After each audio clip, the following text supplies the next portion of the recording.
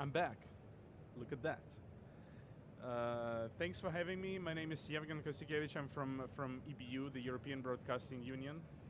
And I'm going to be talking a little bit about a very particular and somehow niche use case that may be relevant for you as members of Audio Engineering Society. And I think it should.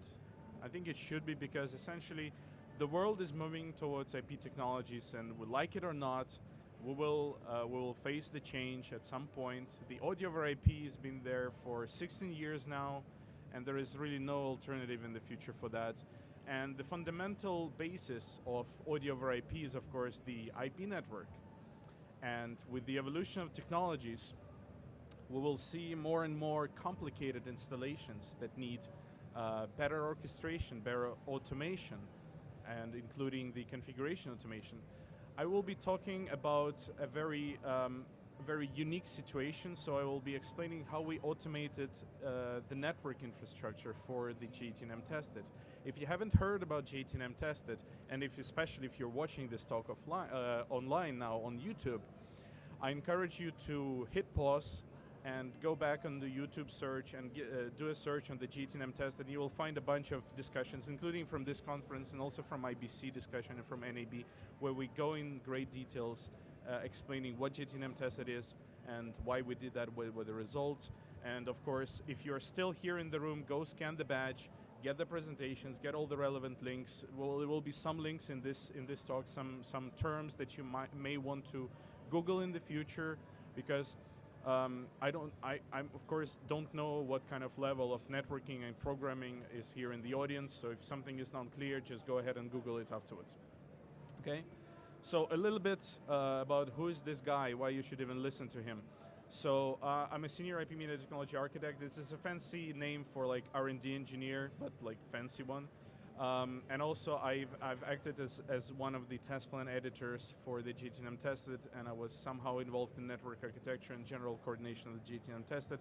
Here are my coordinates. If you want to get in touch later, by all means, be my guest. So we want our networks to look like this at all times. When our system integrators come in and they decommission a network for us, should it be an IT network, should it be a media over IP, audio over IP, radio network, ideally, it should look something like this. Now, J18M Tested is a different kind of beast, because network in J18M Tested looked more like this. Okay. It was a very dynamic kind of creature. It morphed and it evolved from any given time.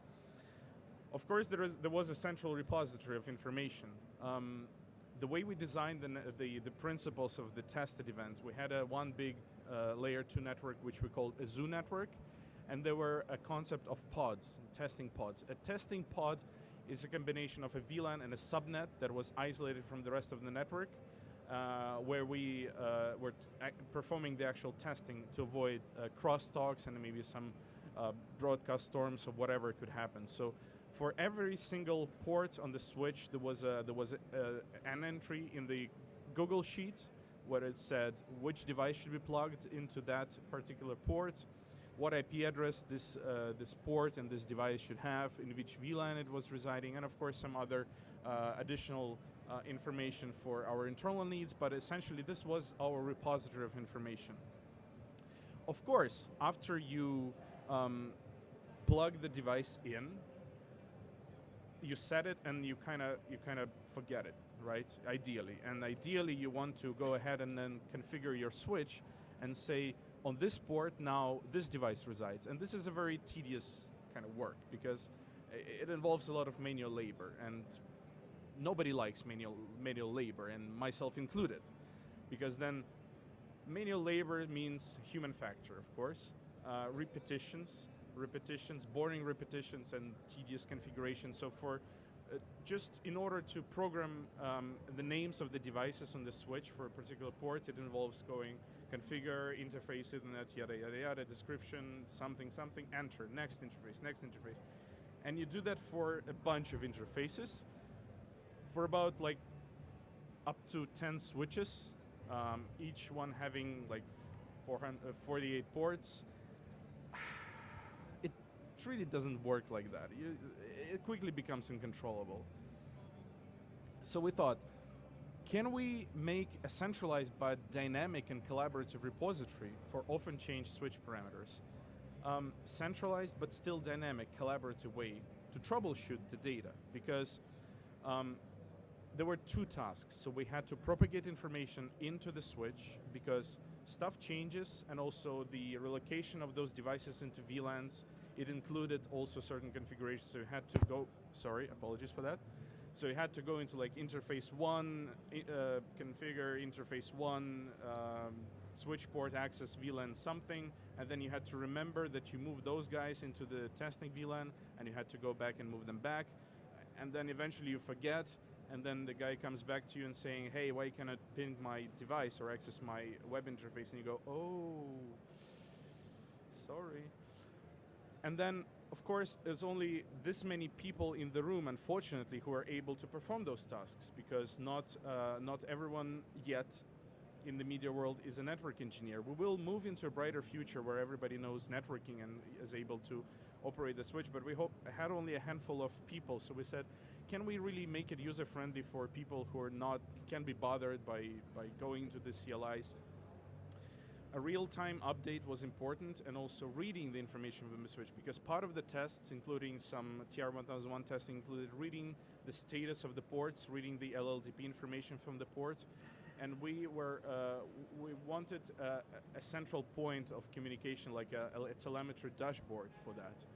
And it happened to be that it had to support Arista switches, because Arista was the main vendor for networking the GTNM tested, so we had to use their way of thinking and their way of doing things. So possible solutions, of course, CLI, we talked about that. You can do that, yeah, you can, but it quickly becomes out of control. And the moment, in one moment, the device resides there, and second moment, the device is nowhere to be found on that port, and it was plugged into a different device, and you're very lucky if the Google Sheet was updated accordingly, because that was the main point of reference. Of course, because if it wasn't updated, then we might as well just go home. So it was a responsibility of everyone to update the Google Sheet if the device moves. But then you need to keep track of that, and you have to make changes appropriately in the switch and update those interface descriptions and VLANs. So CLI wasn't really an option. Another, of course, a good practice from the IT world is to use Ansible. So infrastructure as a code, network as a code.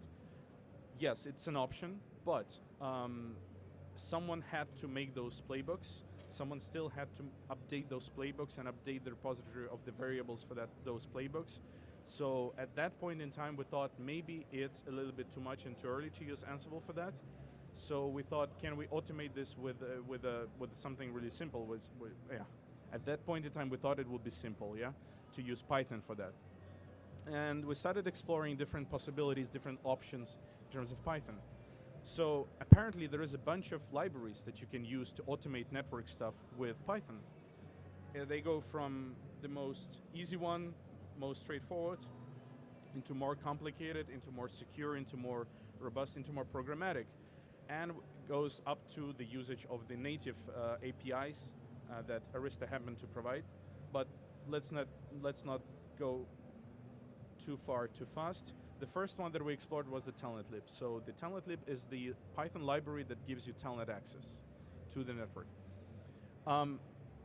Now, again, I'm not sure if there are network engineers or programmers in the room. Probably I know at least one person who might probably see something that is like wrong in this. What bothers you when you see this? Anyone? Please? Okay, so what I see here is first, it's a clear text password. Clear text login and password, which is obviously a security threat in the production environment. However, our environment was testing lab-like environment, so we didn't really bother a lot about the clear text passwords, because the login and the password to the switch was available to everyone on the Google Sheet, so we didn't care about that much. The next thing that should bother you is that you see a carriage return character here. So for every single command, you had to pass not only the command, but literally press enter on the telnet. And then you had to literally parse a chunk of text, of clear text, that is given to you as a return. So if you want to process that, you really had to process it as a natural language processing. So you had to parse it and extract somehow the variables and the data out of it. It doesn't really scale. It works if you need to grab like show run and then dump it to the file, so running configuration of the switch. It may work, but for something more serious, it doesn't really work like that. And also Telnet, don't, bad practice. No Telnet. So next thing is a library called paramiku, and the only thing it changes, it replaces a Telnet with SSH. Everything else stays the same. You still have those carriage returns, and you still have to parse this chunk of text. So yes, for some applications, yes, but not for what we wanted.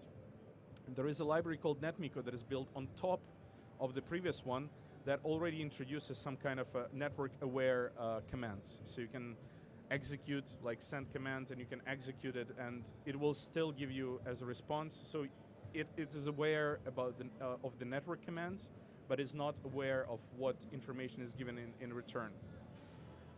So in our case, the obvious choice was to use the native API, the programmatic API that Switch was exposing to us. And the cool thing is here, now you don't bother at all with crafting commands and parsing the returned information, because you have a concept of modules. So in this particular one, it's a module called enable, so you have like an object that says connected switch. I'll go into detail how you create that object, but you use the API module enable that allows you to provide any enable grade command into the switch. And the cool thing is that behind the scenes, what happens is that command is being converted into a JSON object that is being sent to the switch. And in return, the switch gives you back a JSON object. JSON object is not a blob of text anymore. JSON object is something that you can consume programmatically, and you can then address them by the indexes. So this is actually a web interface. When you enable this API on the switch, you can browse with your browser of choice to the web interface of the switch, and explore all the different commands and learn how to parse the responses in a programmatic way, because it will show you the response and how exactly it's crafted, so what kind of indexes you have to use. So for the testing environment, I used free and open sourced, free like free beer, software called GNS3. There will be a link at the end of the presentation. I used the Aristas virtual instance of the switch.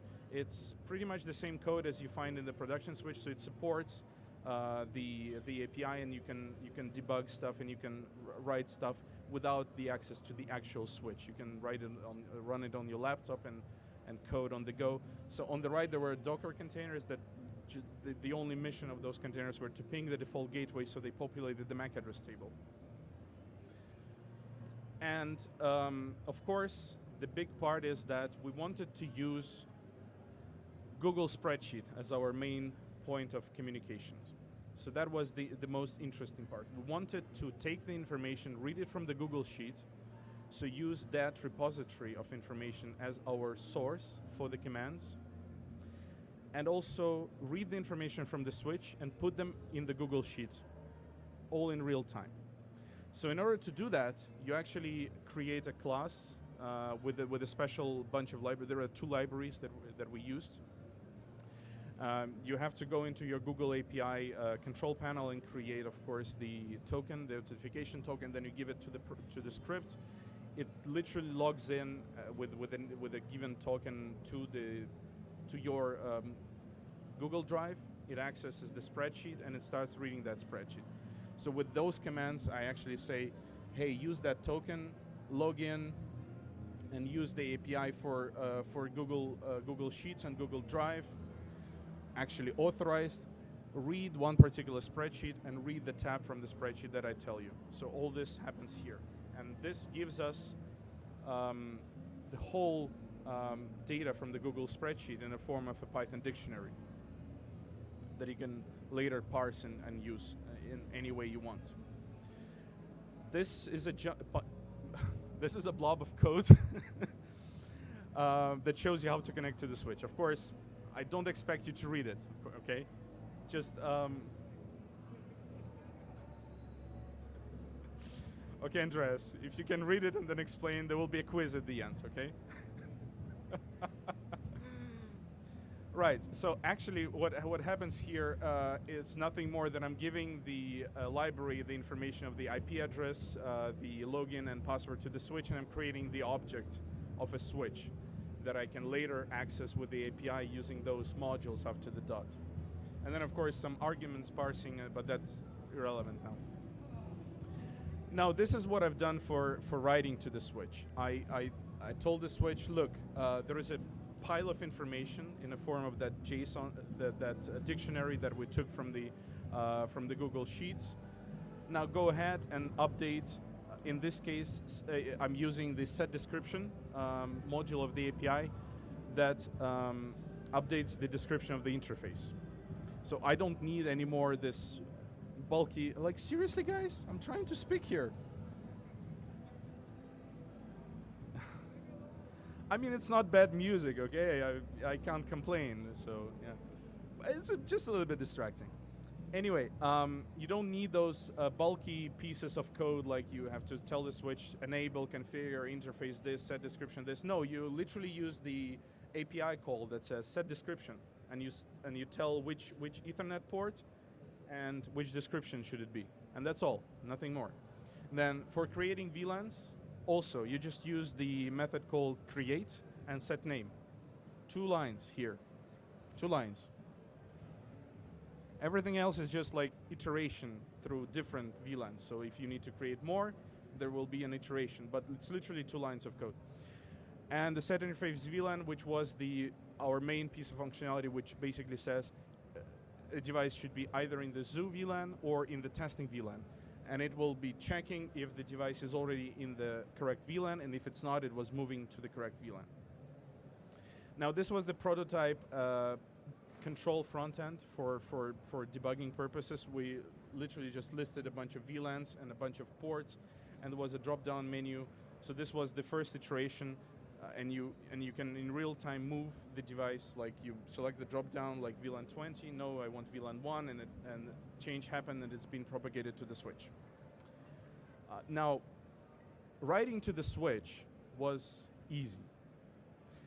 This is a chunk of code that was reading information from the switch and putting it into the spreadsheet.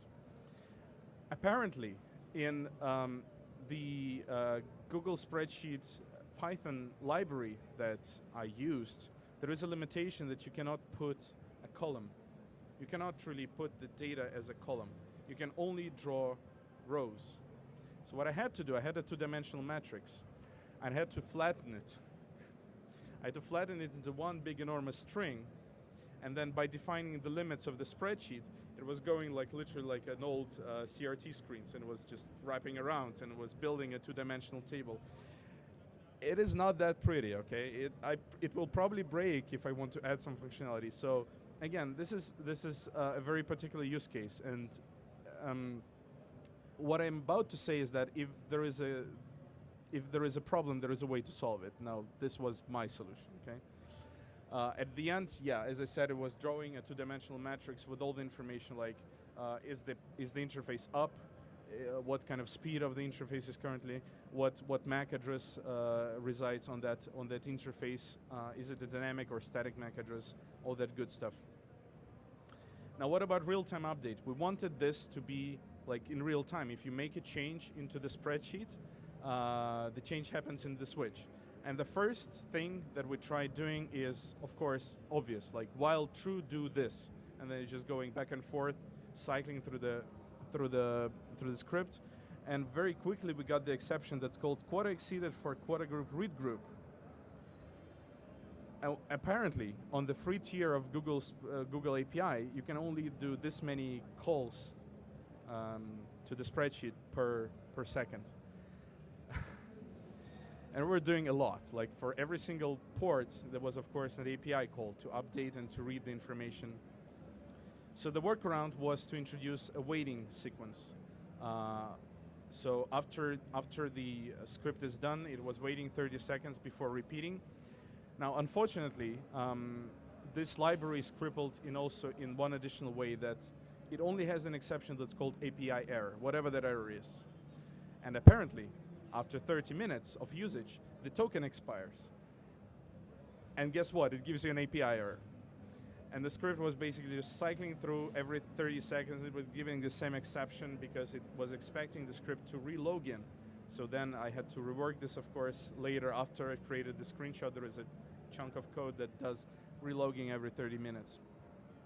So at the end, in production, it looked like for every single switch, I had an instance of a terminal that I was going back and forth and just repeating the script, reading from the spreadsheet, looking if there is any change. If there was a change, it was propagating, like on the right one, that was modifying the VLANs. So for example, in this given time, a person that was coordinating the test was moving a device from a zoo VLAN into the testing VLAN.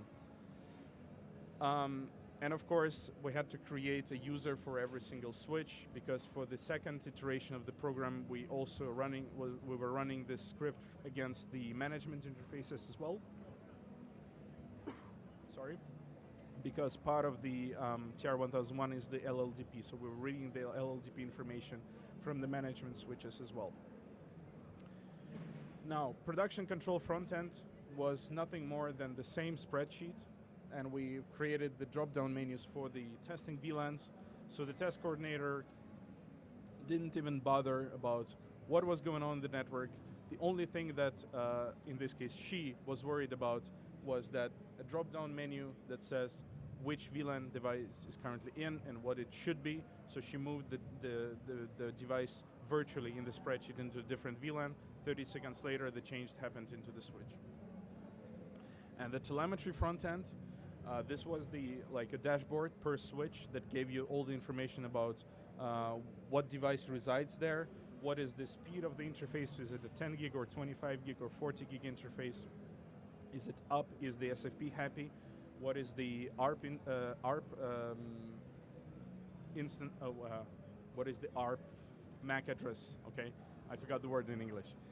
What was the MAC address of the device that was residing on that port? What was the LLDP information? In this case, switch was half empty, but of course, during the testing, it was mainly full, and we had a bunch of different information appearing here. For the production usage, when I was uploading this to GitHub, I've of course made a description of what can be done with the script if you ever want to deploy it in your network. You don't need to run it continuously.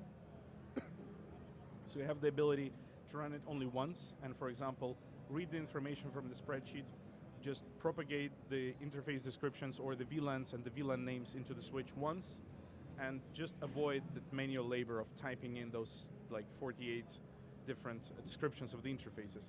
Of course, if you have the use case for running this continuously, you have the argument -c that will run it every 30 seconds, and you can actually modify that time. Some useful links, again, go scan the badge now, or just read it and try to remember, or just like that, yeah, just take a picture.